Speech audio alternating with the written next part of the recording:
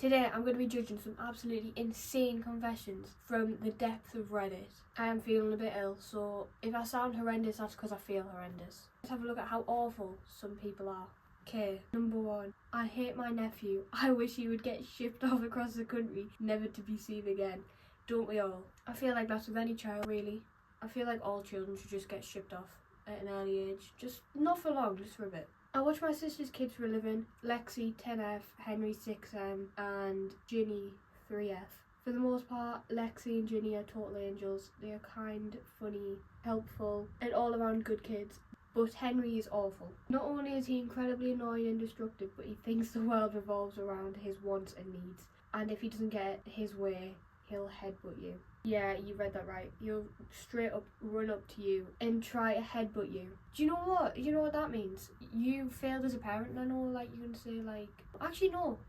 Because if your child acts like this, and you've already gotten it from the mother, I don't know if, like, the mum's been running and headbutting people when she's been told that the Chinese is shut. Yeah, he's learned that of someone. I'm not trying to defend him. He's still a little brat.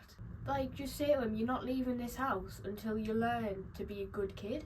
He's over there headbutting people. It's like, oh, Henry, come here. What do you think you're doing? Get in this trolley right now. Walk away.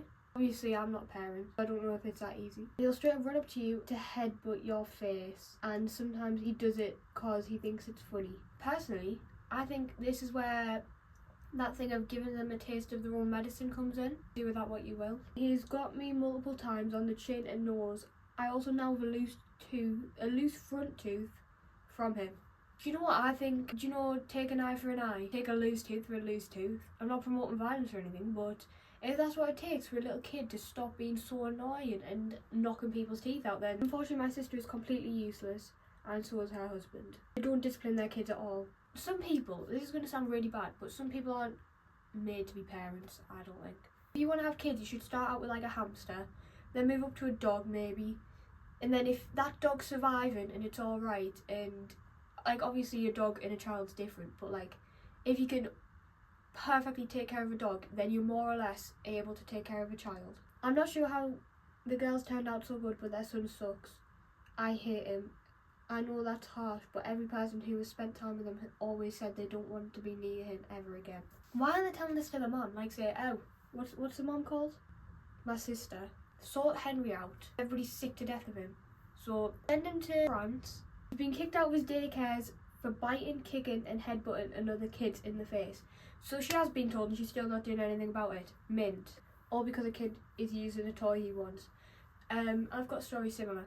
So this girl, I was in year 1 and there was like these like 4 girls sat around a colouring table and she goes like this. So these 2 girls are sat next to each other drawing and one of the girls accidentally moves the other girl's paper, just like the paper went like that one.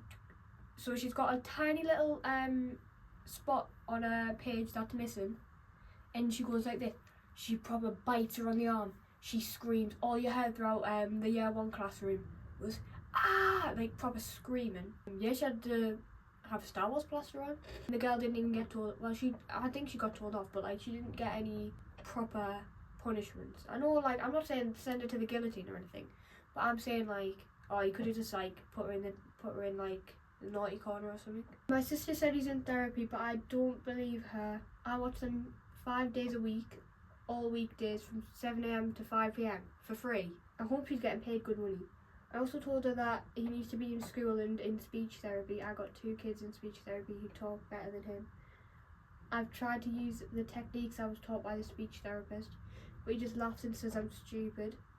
I've told her and her husband all he's doing, and they just say, well, the other kids don't act like that, so I know we aren't doing anything wrong. If one of your children is misbehaving, then you must be doing something wrong with that specific child. Maybe, because I think, because he's a boy, since they had a girl first, they don't really know how to parent a boy, so maybe they're treating him the same way that they treat the girl. He doesn't like that because, I don't know, he's a bit sexist at the ripe age of 6, I don't know.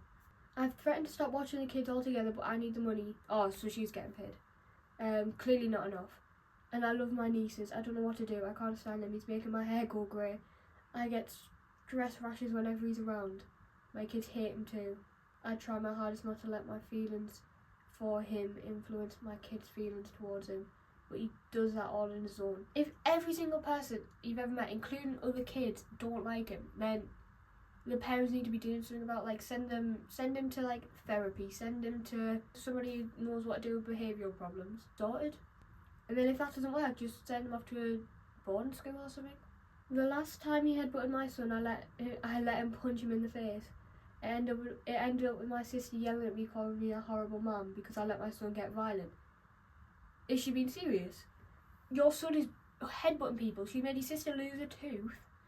Your son is also attacking multiple other kids, and she says you're a horrible mum because you let your son punch my son in the face. At that point, I called it self-defense because he's autistic and doesn't know when someone is trying to be hurtful or playing, and he was very upset when he got a bloody lip from being headbutted. I'm at my wit's end with him. I don't want him near me or my kids.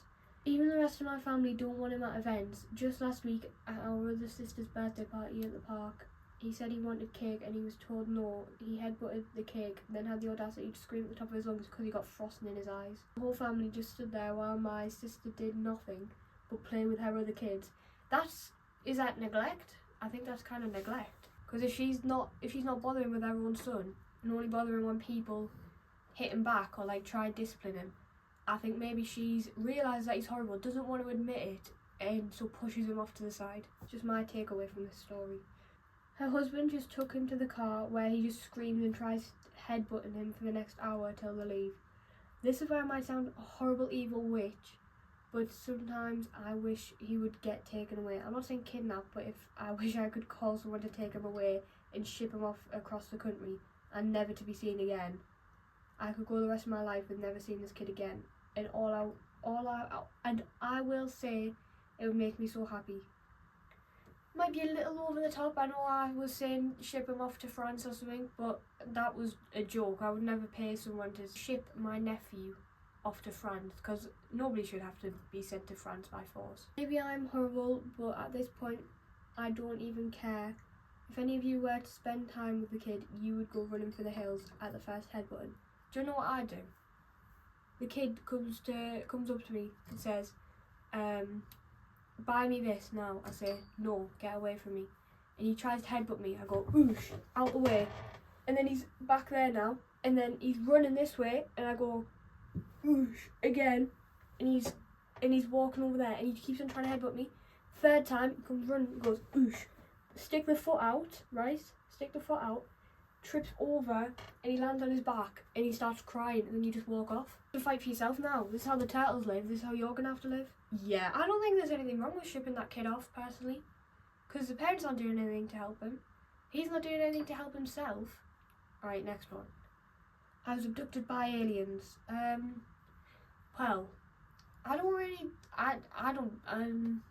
Yeah, there must be some sort of alien life, shouldn't there, realistically? Because there's so much in space that there's got to be something else out there. Let me know if you believe in aliens, because that'd be very interesting. When I was about 13 years old, I woke up at 2 a.m. I never wake up before 7 a.m. at that time. I woke up at 2 a.m. and I have no idea why. I just felt this need to go outside and look at the sky. It was in summer, so it was hot. I went outside wearing a t-shirt and shorts. All I can remember is seeing a bright light, but not being scared of it. After that, I woke up back in bed at 2:15 a.m. completely naked. I have zero memory of what happened. I never found the clothes I was wearing. I had nightmares for months of that face. It looked like what we see on TV, green/grey with giant black eyes. And I know you're asking, and yes, in my nightmares I was probed. I never told anyone that story because I was afraid of what people would think. Now I'm 43 and I have a need to tell people. What it could be is my idea.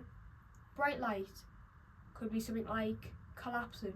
The aliens, if it's a green and grey alien, what you see on telly, there's no way telly have predicted what aliens look like.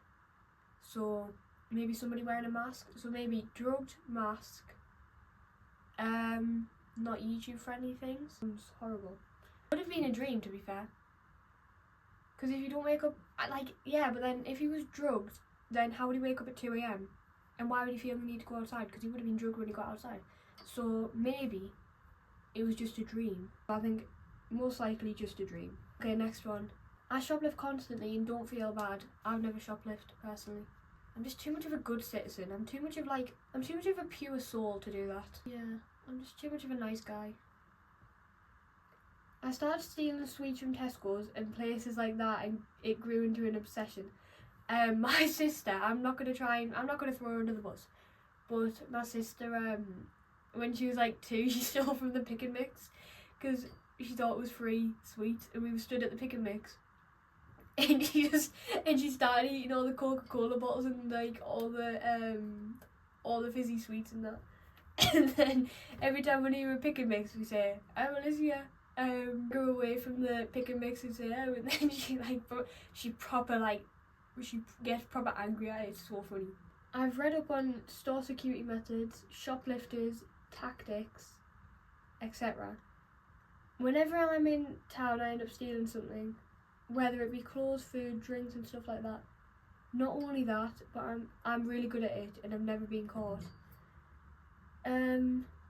It depends what you're using that stuff for. If it's for yourself, it's a bit selfish. And if you like stealing like loads and loads of food and loads of clothes, I think you have to cut down because it's like an addiction, isn't it? Like if you steal them to give to people who are in like poverty, then you're being a good Samaritan, so it's fine. You're like well, there's like a superhero or something, and he steals from charities. No, he doesn't. He steals from shops to give to charities and like people living in poverty. I only steal from the big name shops because I can't stand corporations. Sometimes I end up giving things I steal to homeless people, but I mainly do it because I'm good at it. So she does it as a sport, but she gives stuff to homeless people. I just assume this person gender. I mainly do it because I'm good at it. So you're not doing it to give to homeless people, you're doing it because you want it and then think, oh, I might as well give this to a homeless person. Friends know I steal small things when we hang out, but I haven't told anyone that the full extent of it. Sometimes I practice stealing from my friend. I don't go out my way to steal from Iceland.